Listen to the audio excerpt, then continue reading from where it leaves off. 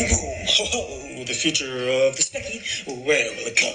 Y'all better start to feel the terrorist and some new blood are here. If Rookie ain't picked, Christmas can be extinct, cause I'll be jingling my bombs about St. Fate. Hello, everyone, and welcome to Bomb Rookies Week 3. Here we go. So, as you all know, Yuletide Yosef was supposed to make his appearance on the special edition of Bomb Rookies today, but due to scheduling conflicts of no fault to anybody involved, we're gonna have to postpone that to next week, hopefully.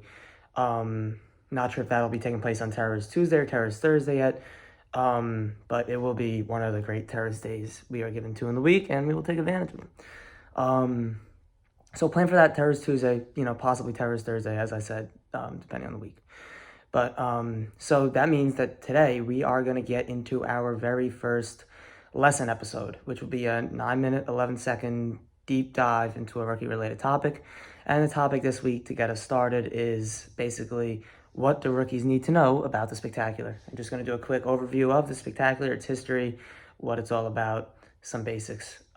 Nice, simple episode to get us started. And a lot of you will know all this stuff already, but just making sure for all the rookies out there, nothing gets left unturned. Okay, so let's get started here. So what is Breakfast with Santa Christmas Spectacular? It's a celebration of Christmas in all its glory, and it's put on by the Vario family and the wonderful committee that runs the whole thing for us. So it has a history going back, many years, and over time it's evolved and adapted. It's increased drastically. Started out, just Vario family, grew to life, grew further and further out from that until it includes all of us here watching today. And over time, more structure has been added, more rules, more traditions, and it just keeps evolving. So, in terms of one of the big traditions that's been in the news this year, so I'm sure you all know it, but traditionally, the Spectacular takes place at Majestic Gardens. It's a Spectacular. It deserves to be majestic. It goes hand in hand. How could you not? A great venue, great for wedding pics, great for the Christmas brunch, great place to go have breakfast with Santa. Couldn't think of a better place. Lots of tradition there. Last year, because of COVID, we were forced to have it at East Winds, right down the road. And now the debate is it going to be at East Winds or is it going to be at Majestic? We're in history making year, folks. It's plain and simple. What a great year to be a rookie. Part of something special.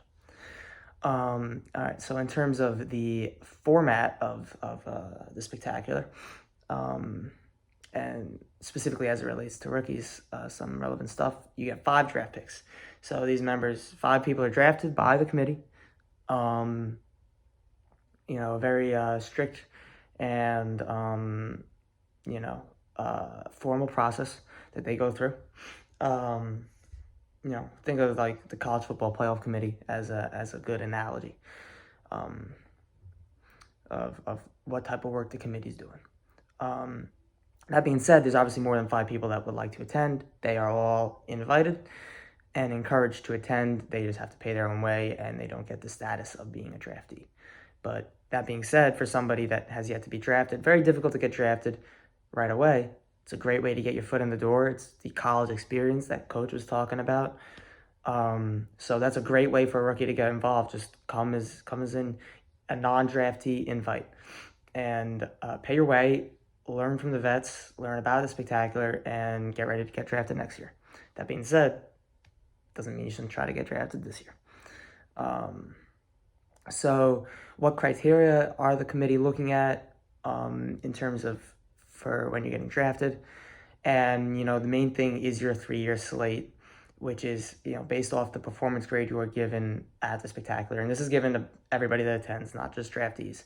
You get a grade on a scale, like a 0.5. It's basically 0 to 5. 0.5 would be like an A+. 1 is an A, 2B, 3C, 4D, 5F, etc. So you're given a grade on that scale. And that's a 3-year slate that those grades can last for. And then your campaign for this current season is also a factor. Not any previous campaign, but your campaign for the season is a factor. and just generally showing the spirit that the Specky is looking for, the cheer and the communitas and all that good stuff. Just love a Christmas, honestly. So what are some specific components of this spirit of the Specky?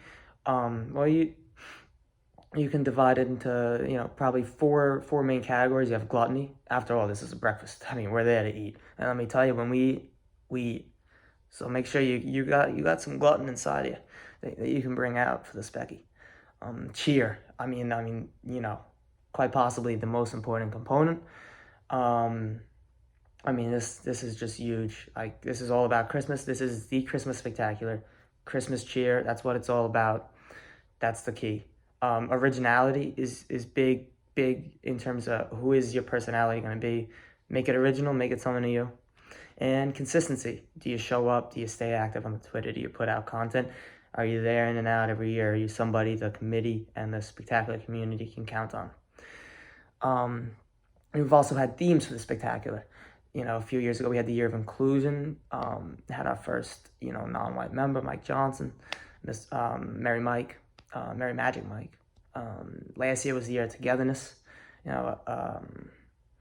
Just building off that theme, we're all one big family. Me and Middle Eastern got to get together with a bunch of people from different cultures. It was great. And then this year is the year of recovery.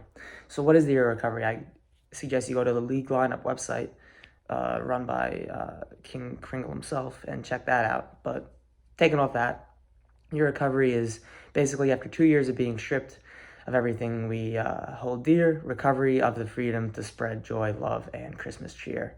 And the definition of recovery is a return to a normal state, regaining something that has been stolen or lost. So that's pretty much our little history lesson on the spectacular, a little overview of what rookies need to know. Now moving on to the next part of our show, we have our first rookie rankings. I'm going to be doing this each week.